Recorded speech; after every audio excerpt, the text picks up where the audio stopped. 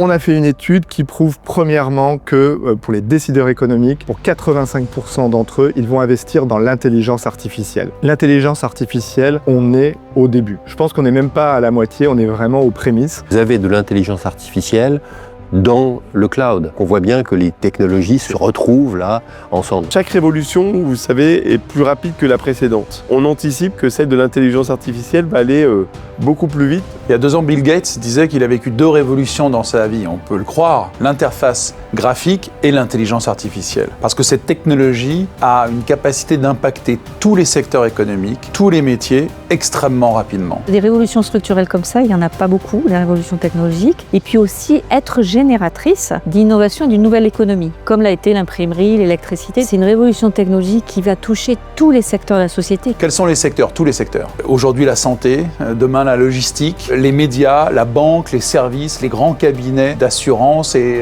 d'avocats. Ils vont l'être rapidement parce que aujourd'hui, les produits d'intelligence artificielle peuvent être branchés immédiatement sur tous les systèmes informatiques des entreprises. Il y a beaucoup plus d'emplois qui seront transformés, mais ce dont on se rend compte, c'est que l'adoption est très rapide. Il y a à peu près 3 salariés sur 4 qui utilisent déjà l'IA générative. La fameuse General AI, qui est censée être une intelligence artificielle qui dépasserait l'être humain, par exemple. L'IA générative, c'est une rupture incroyable de technologie que les entreprises sont en train de s'approprier, mais dont elles ne savent pas encore jusqu'où ça va les transformer. Et on se pose nous-mêmes, école, la même question. On passe du temps de la recherche, de la découverte de l'IA transformative, les agents IA et demain les robots avec de l'intelligence artificielle. Il faut bien comprendre que si il y a autant d'applications qui se développent, et encore on n'a rien vu sur l'IA, c'est bien parce qu'il y a des infrastructures en dessous qui le permettent. On travaille beaucoup en ce moment sur la partie Agentic AI, cette expression qui veut dire qu'au-delà des assistants, des chatbots que nous connaissons tous, qui vont aussi beaucoup progresser, derrière il y a aussi des agents qui sont en train de se développer et ça ouvre beaucoup de champs des possibles. Ça va améliorer la qualité, la rapidité, la profondeur, l'éthique de tout ce que l'on travaille avec l'IA. Donc il y a beaucoup de métiers autour de l'IA.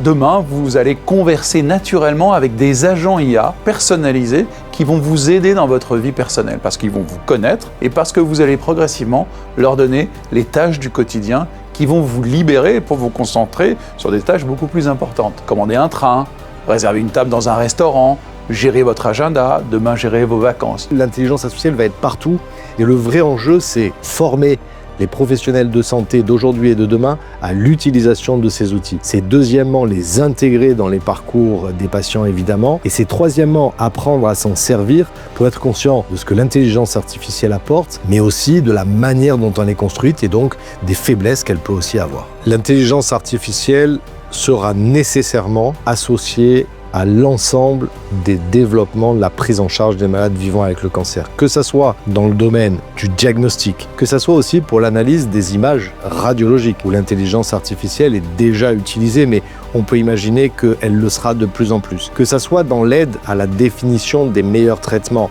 aider l'ensemble des cliniciens à avoir à l'esprit l'ensemble des conduites, l'ensemble des options et les guider vers la meilleure décision thérapeutique.